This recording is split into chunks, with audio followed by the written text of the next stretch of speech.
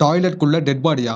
சம்பவம் 1989ல நடக்குது. டமூரா அப்படிங்கிற ஒரு சிட்டிக்குள்ள வழக்கம் போல தன்னோட ஸ்கூல் வேலையெல்லாம் முடிச்சிட்டு இருந்த ஒரு டீச்சர் ஸ்கூல் பக்கத்திலேயே இருக்கிற தன்னுடைய குவார்டர்ஸ்க்கு திரும்பி இருக்காங்க.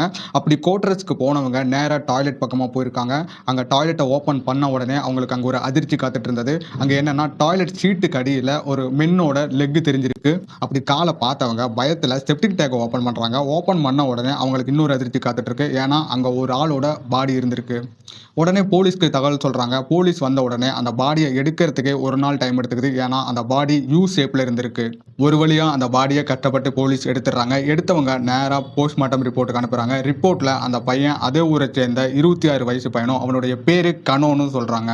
சரி, அந்த பையன் எதுக்கு செப்டிக் டேங்க்ல போய் மாட்றான்னு எல்லாருக்கும் ஒரு கேள்வி இருக்கும் இல்லையா? அதே டவுட் தான் எனக்கு இருந்துச்சு. ரிப்போர்ட்ல என்ன சொல்றாங்கன்னா, அந்த பையன் நைட் டைம்ல குவார்டர்ஸ் பக்கமா போயிருக்கலாம். ஏதோ ஒரு ரீசனுக்காக செப்டிக் டேங்க ஓப்பன் பண்ணியிருக்கலாம். ஓப்பன் பண்ணவன் தவறி கீழ விழுந்திருக்கலாம் அப்படின்னு சொல்றாங்க. ஏன்னா, ஜப்பான பொறுத்தவரைக்கும் டாய்லெட்டுக்கு கீழ டைரக்ட்டா செப்டிக் டேங்க் கனெக்ட் ஆகுறதுனால, அதுல தவறி விழுந்திருக்கலாம் அப்படின்னு சொல்லியிருக்கிறாங்க. காய்ஸ், இந்த மாதிரி இன்ட்ரெஸ்டிங்கான வீடியோஸ் நான் உங்களுக்கு டெய்லி அப்டேட் பண்றேன். மறக்காம நம்ம பேஜை மட்டும் ஃபாலோ பண்ணி வச்சுக்கோங்க. அடுத்த வீடியோல பார்க்கலாம். பாய்.